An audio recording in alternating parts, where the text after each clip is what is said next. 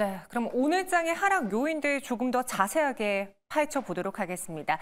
많은 방송사에서 언급이 됐던 뉴스죠. 이 호르무즈 위기가 중동 전쟁으로 확전될 위기에 놓여 있습니다. 저희가 지난번에는 운임가 상승으로 인해서 관련 뉴스를 다뤄드린 적이 있었는데 지금은 단순히 운임가에만 영향을 미치는 게 아니라 전 세계적인 주안점이 되어버렸습니다.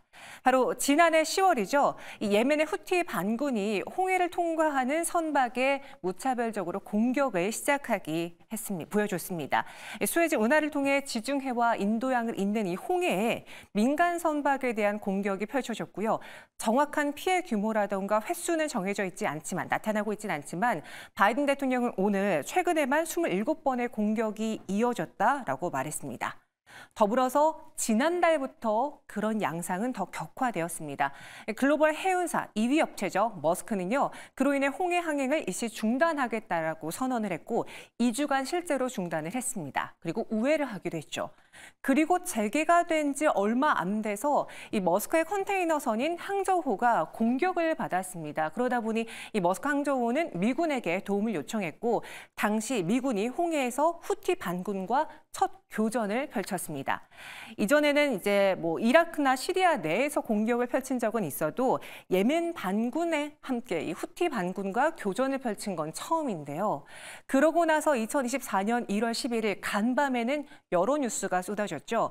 이란이 호르무즈 해협에서 미국 국적의 유조선을 납포했습니다. 지금까지는 예멘 후티 반군을 지원하는 차원에 멈췄던 이란이 이번에는 직접적으로 위협을 가한 것입니다. 이렇게 계속 무언가 격화되다 보니 미국과 영국은 가만 볼 수 없다라면서 이 후티 반군을 겨냥한 보복 공습을 시작하기로 했습니다. 그러고 얼마 있다 30분 만에 이라크 내 미 대사관에서 사이렌이 울렸다라는 소식도 속보로 전해지면서 시장에 불안감을 가져다 줬는데요. 어떤 요인 때문에 사이렌이 울렸는지 아직 정확하게 보여지진 않았지만 그만큼 지금 정세가 불안하고 시장의 심리가 많이 위축되고 있다는 걸 알 수 있습니다. 그럼 우리는 단순히 이런 중동 전쟁에 대한 우려 때문에 투자자들이 발을 뺀다고 봐야 될까요? 아니죠. 가장 직접적으로 영향을 미친 유가와 관련해서도 체크를 해봐야 됩니다. 증시에서는 또 어떻게 반응을 하는지 한번 다음 장 보시죠. 유럽과 아시아를 잇는 최단 선박 항로가 이 수에즈 운하인데요. 이 그림을 좀 보시면요. 아덴만과 홍해 그리고 그 위로 더 올라가면 수에즈 운하가 있습니다. 동서양을 잇는 가장 최단 거리죠. 근데 이곳에서 예멘 반군, 후티 반군이 자리를 하면서 여러 선박을 공격하다 보니 지날 수가 없는 겁니다. 그럼 어떻게 해야 될까요? 운행을 중단하거나 돌아가야겠죠. 그래서 희망봉으로의 우회를 선택을 했습니다. 이 홍해는 글로벌 컨테이너 교역량의 30%를 차지하고 있고요. 글로벌 에너지 교역량의 약 15%를 차지하는 굉장히 중요한 관문인데 최근에는 러시아 우크라이나 전쟁이 발발되면서 유럽이 러시아산의 지원을 낮추기 위해 최근에 중동에 석유를 수출하는 것도 이 홍해의 중요성을 더 키웠습니다. 근데 이 길이 막히다 보니까 많은 해상들 그리고 글로벌 해운사들이 피해를 보게 된 거고 고스란히 유가 상승, 운임가 상승, 비용 상승으로 이어지고 있는 거죠. 예를 들어 볼게요. 네덜란드 로테르담 항구와 싱가포르의 운항 시간은요. 기존에는 수에즈 운하를 통과했을 때 8,300캐리의 거리, 그래서 34일이 소요가 됐습니다. 근데 만약에 저 밑에 있는 희망봉까지 돌아서 다시 간다면 11,758해리가 소요가 되고요. 그리고 시간은 열흘 늘어난 43일 정도가 소요가 됩니다. 그러다 보니 우리 시장에서는 단순히 해운에만 영향을 미치는 게 아니라 비용 증가에 따른 유가 상승 그리고 계속 격화된다면 물동량도 감소가 되는 아주 큰 우려에 놓여 있는 거 아니냐라고 생각하고 있거든요. 이재기 본부장님, 제가 이번 사건들을 좀 조사하면서 보니까 오늘 이 뉴스가 처음 일어난 건 아니긴 해요. 최근 몇 달 동안 계속 반복되기도 했고 과거로 돌아가 보면 2010년대에도 항상 이 길목이 문제였던 적이 꽤 많았습니다. 그럼 이번에도 그냥 예년 그랬던 혹은 전쟁 리스크에 따른 일시적인 충격이야라고 넘어가질까요? 아니면 이번에는 이 미국과 영국이 정말 그 근거지를 공격하니까 전쟁이라는 확전에 대한 우려 가능성도 열어놓고 대응해야 될까요? 네, 일단 뭐 확실한 것은 없습니다. 다만 과거에는 이런 지정학적 리스크가 계속해서 있어 왔었고 뭐 시장이 상승하는 데 있어서 이런 내용들이 나왔다라고 해서 상승할 시장이 하락을 하거나 하락할 시장이 상승을 할 만큼의 영향력은 없었다라고 보시면 좋습니다. 다만 저는 지금 이제 진행되고 있는 이런 일련의 과정들이 생각보다 좀 장기화될 수 있다라는 생각은 하고 있는 부분입니다. 지금 이제 많은 나라들과 이제 무장 단체들이 나오고 있어서 제가 좀 정리를 해봤는데 지금 이 이스라엘과 팔레스타인 전쟁이 있었죠. 거기서 계속해서 언급됐던 게 하마스, 그리고 레바논 쪽엔 헤즈볼라라는 무장 단체가 있고요. 그리고 예멘 쪽에 바로 이 후티 반군이 있는데 이 무장 단체들이 전체적으로 이란의 지원을 받는다라는 이야기들이 나오고 있습니다. 그렇기 때문에 지금 미국 쪽과 계속해서 대립을 하면서 이란 쪽과 확전이 될 수 있지 않을까라는 리스크가 시장에서 계속해서 부각이 되고 있는 상황입니다. 방금 전에 이제 홍해에 대해서도 말씀을 해주셨는데 지금 실제로 이란 쪽에서 강하게 저항을 하게 된다면 홍해 쪽이 아닌 호르무즈 해협까지도 통제할 가능성이 높습니다. 호르무즈 해협 같은 경우는 홍해보다도 물동량이 더 많다라고 해요.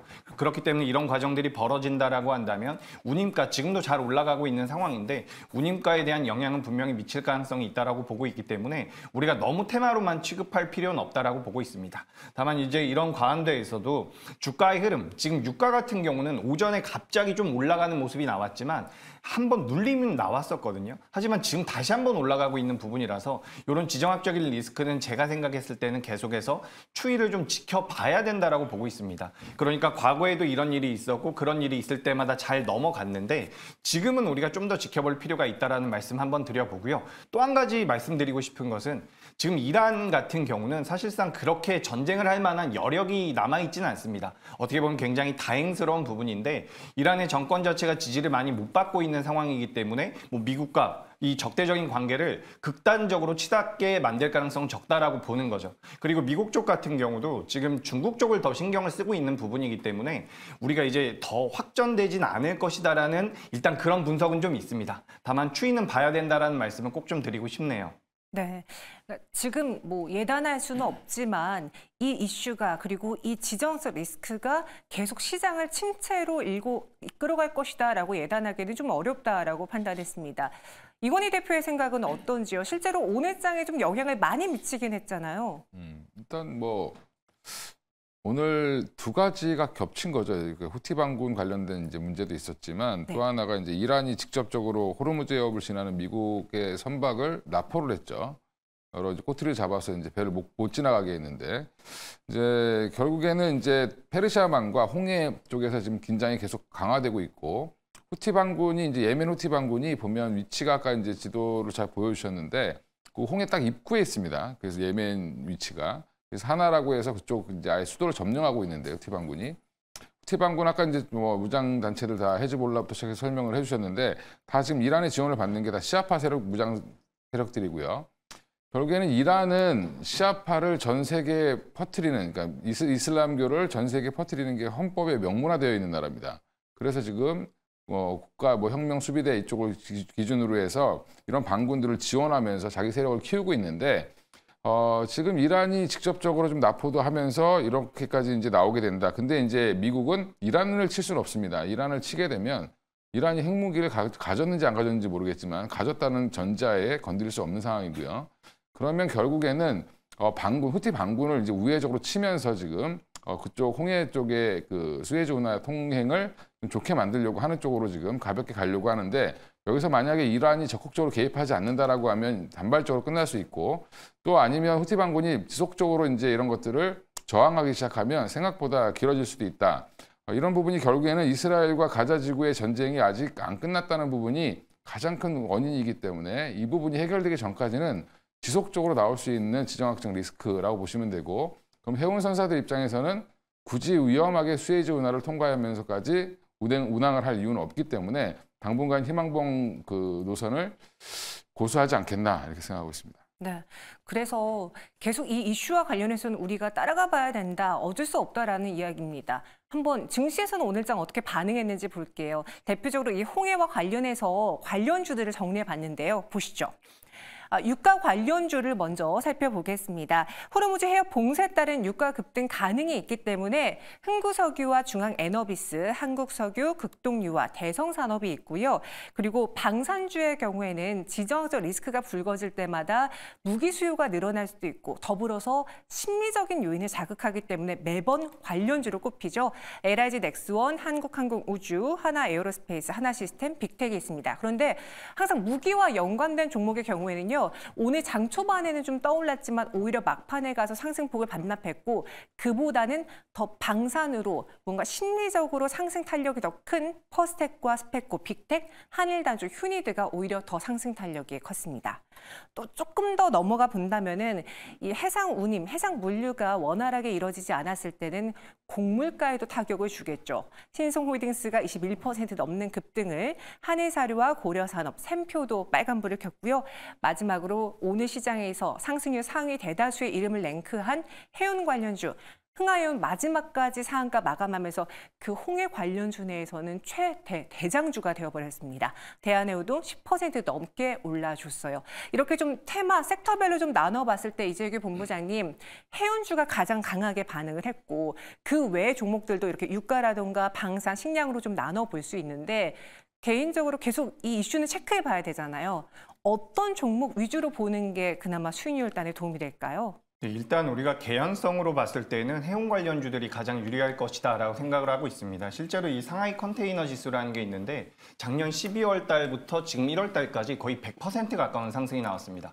운임료가 계속해서 올라간다라는 부분이죠. 그렇기 때문에 해운 관련주들은 보셔야 되는데 사실 지금 이제 변동성이 많이 나오고 있는 기업들 같은 경우는 테마성이 좀 더 강하죠. 우리가 뭐 확실히 제가 말씀드릴 수 있는 부분이라서 테마성이 좀 더 강한 상태에서 변동성이 나오고 있다라는 부분이고 다만 이 운임 지수가 올라간다라고 한다면 시간이 조금 지났을 때 실질적으로 이제 실적 자체도 좋아질 가능성이 굉장히 높다라고 보고 있습니다. 그래서 저는 이제 흥하해운이 대장주로 움직이고 있는데 이 흥하해운 같은 경우는 계속해서 이제 이 종목군들을 매매한다라고 한다면 저는 대장주들을 꼭 봐야 된다라고 보고 있어요.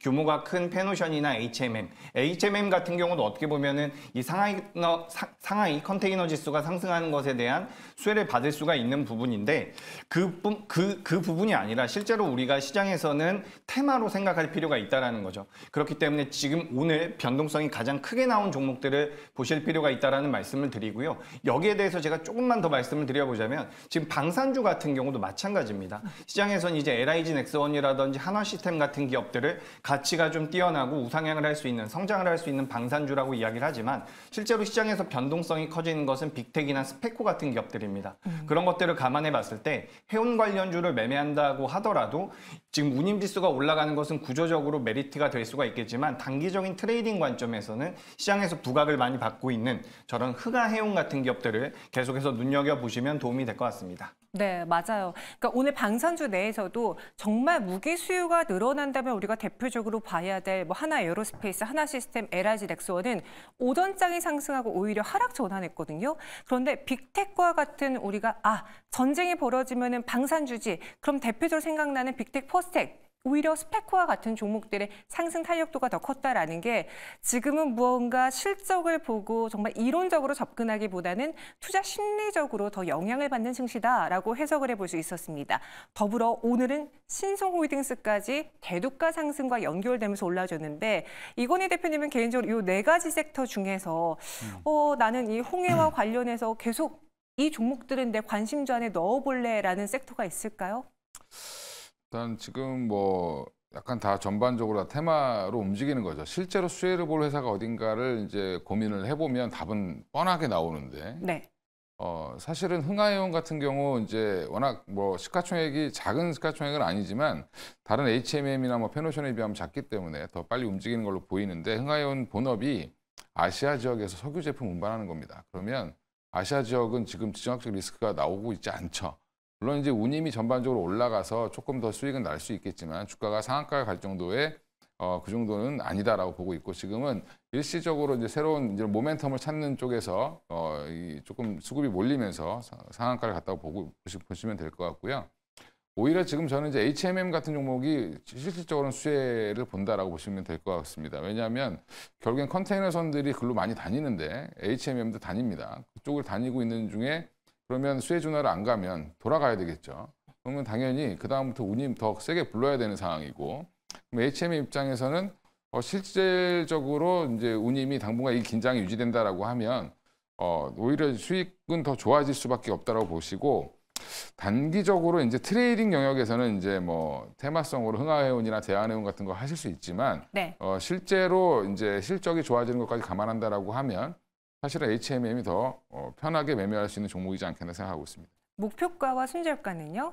예, 목표가는 저는 한 25,000원까지는 충분히 갈 수 있다라고 보고 있고요. 그 다음에 손절가는 한 뭐 19,000원 정도까지 이제 내려오면 사실은 좀 18,000원 정도 선에서는 좀 정리를 한번 하셔야 되지 않겠나. 이게 단발적인 이슈로 올랐다가 빠지는 거라면 이렇게 손절을 해야 되겠죠.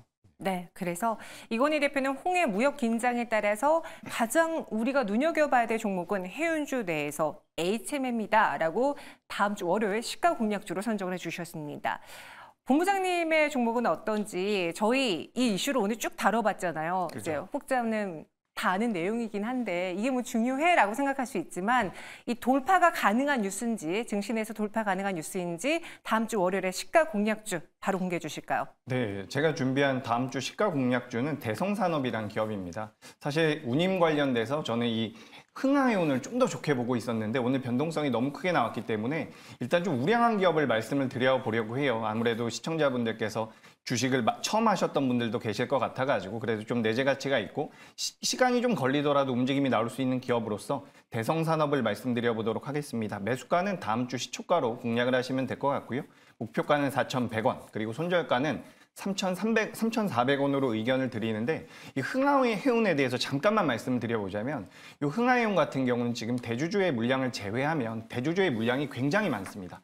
그렇기 때문에 지금 실제 시장에서 유통되고 있는 물량이 굉장히 적어요. 그렇다 보니까 주가의 변동성이 크게 나오고 있는 거죠. 만약에 시장에서 관련된 내용으로 주가들의 변동성이 나온다라고 한다면 흥하해운이 대장주가 될 가능성은 있다라고 보니까 이 부분도 대성산업을 추천드리지만 흥하해운도 좀 관심 있게 보시면 도움이 될 것 같습니다. 네, 대성산업과 흥하해운 그리고 HM 이렇게 세 가지 종목을 선정해 드렸습니다. 여러분 잘 참고해 보시고요. 두 분 여기서 인사드릴게요. 오늘 설명 고맙습니다.